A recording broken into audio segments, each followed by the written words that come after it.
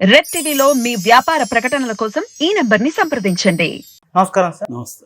Sir, Raghuramakrishnaraju గారు వైసీపీకి రాజీనామా చేయడం చూస్తాం. అయితే ఆ తర్వాత బీజేపీలో చేరుతారు. బీజేపీ ఆయనకు నరసాపురం నుంచి సీట్ ఇస్తుంది అని చెప్పేసి అనుకున్నాం. కాకపోతే ఇప్పుడు బీజేపీ కూడా టికెట్ ఇవ్వనట్టు కనిపిస్తుంది సార్. మరి ఇప్పుడు ఆయన పోటీ చేస్తున్నట్ట లేనట్ట, ఏ పార్టీలో జాయిన్ అవబోతున్నారట? రఘురామకృష్ణరాజు ఆయన బాగా ఎంటర్టైనింగ్ గై, అందరిని ఎంటర్టైన్ చేస్తున్నాడు గత 5 ఏళ్ళ నుంచి. ఇప్పుడు ఆయనకి పాపం ఈ అవకాశం మిస్ అయినట్టు కనపడుతుంది. ఇక మీద ఆయన ఎంటర్టైన్ చేయలేడేమో.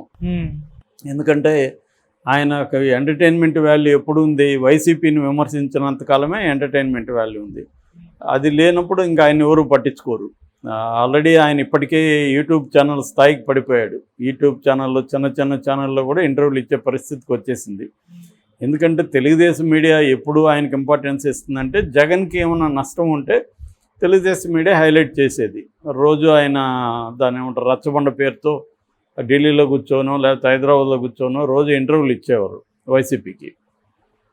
యాక్చువల్గా ఆయన జర్నీ చూసుకున్నప్పుడు ఆయనకి ఏ పార్టీ సిద్ధాంతాలు అనేది ఏం లేదు, అధికారం తప్ప. ఏ పార్టీ అయినా ఆయన ఓకే. ఫస్ట్లో ఆయన 2014లో వైసీపీలో చేరాడు. అప్పుడు టికెట్ ఇవ్వము అనుకొని మళ్ళీ బీజేపీకి వెళ్ళాడు. బీజేపీలో వాళ్ళు 2014కి టికెట్ ఇవ్వలేదు. దాంతో మళ్ళీ తర్వాత తెలుగుదేశంలో చేరాడు. తర్వాత 2018లో ఏమో తెలుగుదేశంలో చేరాడు. మళ్ళీ అక్కడ కూడా ఏం టికెట్ ఇచ్చేట్టుగా లేదని మళ్ళీ 2019లో వైసీపీలో చేరి వైసీపీలో టికెట్ వచ్చింది. అక్కడ నుంచి కంటెస్ట్ చేశాడు. ఇంకా అప్పటి నుంచి వైసీపీ ఒక కొన్ని నెలల తర్వాత నుంచి జగన్కి ఇతనికి ఏమి గొడవ అయిందో తెలియదు, కానీ అక్కడి నుంచి యాంటీ అయిపోయి ఇంకా జగన్ మీద వైసీపీ మీద విపరీతంగా విరుచుకుపడడం. నాకు తెలిసి ఆయన చేసిన వీడియోలు వైసీపీ మీద ఇంకా ఎవరు చేసి ఉండరు, అదే పని చేసుకుంటున్నాడు. దీనివల్ల ఏమైందంటే జనాలు ఇప్పుడు ఒకరోజో 2 రోజులు నేను తిడితే భరిస్తారు ఎవరైనా. రోజు తిడతా ఉంటే ఎవడురా వీడు నసగాడు అనేది అనుకుంటారు తప్ప ఇంకేముండదు. అది టీడీపీ వాళ్ళకి కూడా బోర్ అయిపోయింది. ఎంతసేపు ఇతను చెప్పిందే చెప్తుంటాడు అన్నది ఇదైపోయింది. రెండవది, అక్కడ ఆయన కానీ ధైర్యంగా నన్ను కొట్టినా పర్లేదు, జైల్లో పెట్టినా పర్లేదు, నా ప్రజల కోసం నిలబడతానని కానీ నియోజకవర్గంలో ఉంటే ఆయన ఇవాళ ఏ పార్టీ ఆయనకి సీట్ ఇవ్వాలని పనిలే, ఇండిపెండెంట్గా పోటీ చేసినా గెలిచేవాడు ఆయన. అది చేయకుండా ఆయన రాకుండా ఇప్పుడు మొన్న ఎలా వచ్చాడు సంక్రాంతికి, హైకోర్టు పర్మిషన్ ఇచ్చింది. ఇదే ఆయన గతంలో ఎందుకు అడగలేదు హైకోర్టుని? నేను వెళ్ళి నా నియోజకవర్గంలో పనిచేసుకోవాలి, నాకు సెక్యూరిటీ ఇవ్వండి, అరెస్ట్ చేయొద్దని చెప్పండి అని ఆయన ఎందుకు హైకోర్టులో వేయలేదు? అంటే తను ఎవరైతే ఎన్నుకున్నారో వాళ్ళ కోసం ఆయన ఏమి చేయకుండా తనకి సీట్ ఇచ్చిన పార్టీ మీద 24 అవర్స్ మాట్లాడుతూ ఉంటే ప్రజల్లో ఎలాంటి అభిప్రాయం ఉంటుంది? అందుకని ఆయనకి ఏంటంటే, లేదంటే ఆయనకి తెలుగుదేశమే అక్కడ నరసాపురంలో ఇచ్చి ఉండొచ్చు. ఇప్పుడు బీజేపీ వచ్చినా బీజేపీ ఇచ్చే అవకాశాలు ఉన్నాయి, కానీ ఆయనకి గెలిచే అవకాశాలు అక్కడ లేవనేది వీళ్ళకున్న అంచనా. అందుకని వాళ్ళకి ఇవ్వదలుచుకోలేదు. దాన్ని కూడా ఆయన వైసీపీని తిడుతున్నాడు. ఎందుకంటే ఇప్పుడు నరసాపురం అనేది ఆయన ముందే డిక్లేర్ చేసుకున్నాడు ఓపెన్గా. ఎవరు ఆయనకి సీట్ ఇవ్వకుండానే నరసాపురం నుంచి నేను పోటీ చేస్తున్నాను, ఏ పార్టీ అనేది తర్వాత చెప్తాను, మీరు క్యాండిడేట్ నాతో పోరాడే వాళ్ళు ఎవరో మీరు నిర్ణయించుకోండి అని వైసీపీకి ఛాలెంజ్ చేశాడు. వైసీపీ వాళ్ళు మామూలుగానే వెళ్ళిపోయి ఆమె గూడూరు ఉమాబాలని అక్కడ ప్రకటించారు బీసీఎం. సో ఇప్పుడు పొత్తులో భాగంగా తెలుగుదేశం ఆ సీటును బీజేపీకి ఇస్తుంది. సో బీజేపీ ఆయనకి ఇవ్వాలి, కానీ బీజేపీలోనే ఒక బలమైన వర్గం ఆయనకి ఇవ్వడాన్ని వ్యతిరేకిస్తుంది, ఇంక్లూడింగ్ పురంధరేశ్వరి కూడా వ్యతిరేకిస్తుంది. ఎందుకంటే ఇతను వస్తే మళ్ళీ మనకు కూడా టార్చర్ అవుతాడేమో బీజేపీలో అనేది వీళ్ళకున్న భయం. సో ఎందుకు వచ్చింది అనే అతన్ని ఇది చేస్తున్నారు. ఎందుకంటే అతను మంచి డబ్బులు ఉన్నాయి, బ్యాంకుల్ని ముంచాడనే పేరుంది ఆయనకి. ఏదేమైనా డబ్బులు ఉన్నాయి, ఆ డబ్బులతో ఆయన మేనేజ్ చేయడం ఎలాగా వివిధ వ్యవస్థలని తెలుసుకున్నాడు. ఎవరెవరికి ఏ అవసరం ఉండే దాన్ని ఎలా మేనేజ్ చేయాలి, లాబింగ్ ఎలా చేయాలి ఢిల్లీలో, ఇవన్నీ బాగా వచ్చు. కాబట్టి ఆయనకి ఏంటంటే అధికారం ఉంటే ఇవన్నీ చేయగలుగుతాడు, అధికారం లేకపోతే చేయడం కొద్ది కష్టమైపోతుంది. సో అందుకని ఇప్పుడు ఆయనకి అధికారం కావాలి అంటే ఎంపీగా గెలవాలి, కానీ బీజేపీ ఇచ్చే పరిస్థితిలో లేదు అని ఇప్పుడు వార్తలు వస్తున్నాయి, ఈరోజు వార్తలు. దానికి ఆయన వైసీపీని నిందిస్తున్నాడు. ఎందుకంటే వైసీపీ లాబింగ్ చేస్తుందంటే, ఎందుకు చేయదు లాబింగ్? వైసీపీ నువ్వు 24 hours వైసీపీని తిడుతుంటే వైసీపీ నీ రాజకీయ భవిష్యత్తుని నాశనం చేయాలని ఎందుకు అనుకోదు? నువ్వు కూడా జగన్ భవిష్యత్తుని నాశనం చేయాలని కదా 24 hours చెప్పావు. సో నువ్వు చేస్తే నీతి, ఇంకొకటి చేస్తే అవినీతి ఎలా అవుతుంది? ఇక్కడ రాజకీయ నాయకులకి ఎవరికి కూడా ఇంకొకటి ఎథిక్స్ గురించి మాట్లాడే హక్కు లేదు.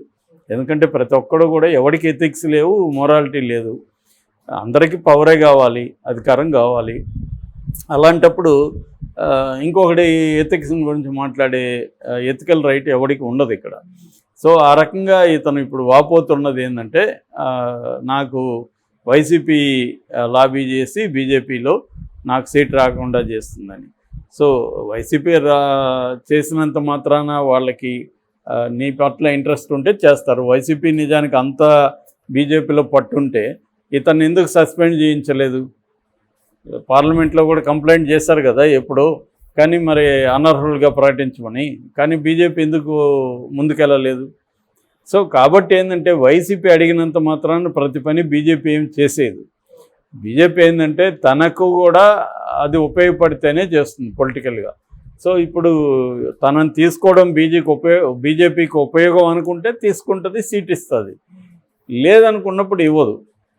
కాబట్టి బీజేపీ అక్కడ ఏం ఆలోచిస్తుంది అంటే, అక్కడ కృష్ణరాజు బంధువుల్ని, అంటే ఆయన భార్య కావచ్చు, శ్యామలాదేవి కావచ్చు, లేదా ఇంకెవరైనా నరేంద్రవర్మ ఏదో పేరు చెప్తున్నారు.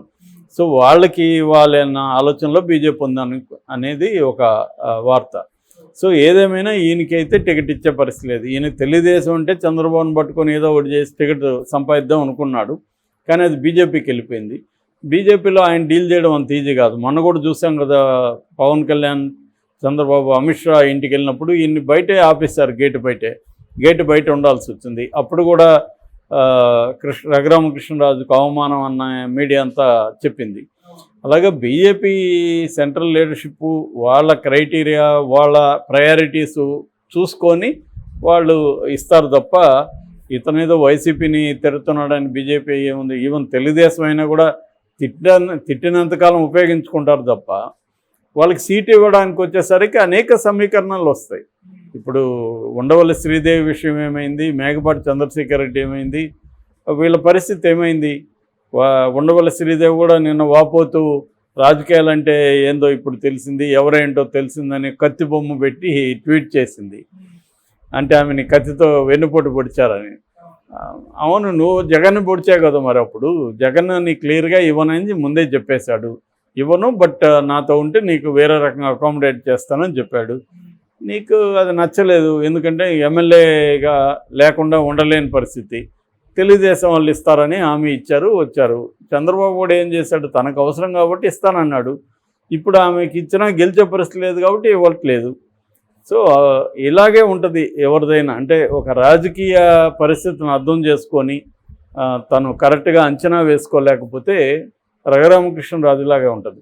ఎందుకంటే ఇప్పుడు రఘురామకృష్ణరాజు జగన్ని తిట్టినప్పుడు అంతా ఎంజాయ్ చేసిన వాళ్ళకి కూడా ఒక భయం ఉంటుంది, రేపు వీడు మనల్ని కూడా తిట్టడానికి గ్యారంటీ ఏముంది అనే భయం ఉంటుంది. వీళ్ళకి ఏంటంటే ఆ క్రెడిబిలిటీ పోతుంది.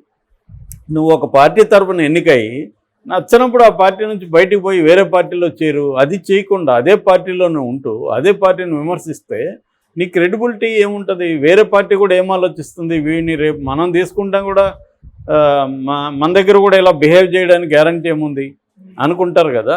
అందుకని నిన్ను అదే ప్లేస్లో ఉంచి ఎంజాయ్ చేస్తారు తప్ప వీళ్ళేమి తమ ప్లేస్లోకి వాళ్ళు తీసుకురారు. అందువల్ల అతను ఖచ్చితంగా అతని రాజకీయ భవిష్యత్తు డౌట్ఫుల్లే. అతనికి ఎందుకంటే ప్రజల్లో లేదు, ఇటు ఏ పార్టీలో కూడా అతనికి క్రెడిబిలిటీ లేదు. కాబట్టి ప్రజల్లో ఉంటే ఏ పార్టీ అవసరం లే, ఇండిపెండెంట్గా కూడా ఆయన గెలవచ్చు. ఆ దమ్ము ధైర్యం లేదు ఆయనకి. ఎందుకంటే ఆయన ఏం ప్రజలకి ఏం చేశాడు, అక్కడ ఏమీ చేయలేదు. అసలు నియోజకవర్గానికి వచ్చిందే 4.5 ఏళ్ళ తర్వాత మొన్న వెళ్ళాడు సంక్రాంతికి. కాబట్టి ఇతని వల్ల మనకు ఉపయోగం లేదు. జగన్ని తిట్టడం వల్ల మనకేంటి ఉపయోగం? జగన్ని తిట్టితే ప్రజలకి ఏంటి ఉపయోగం? ప్రజలకి తన ఎన్నుకున్న ప్రజలకి ఏమైనా చేస్తే కదా. సో అది కాబట్టి రఘురామకృష్ణరాజు ఎవరినో ఒకరిని మళ్ళీ జగన్ను తిట్టుకుంటూ ఉండాల్సిందే, కానీ అతనికి సీట్ ఇచ్చే అవకాశం లేదని మాత్రం గట్టిగా వార్తలు వస్తున్నాయి.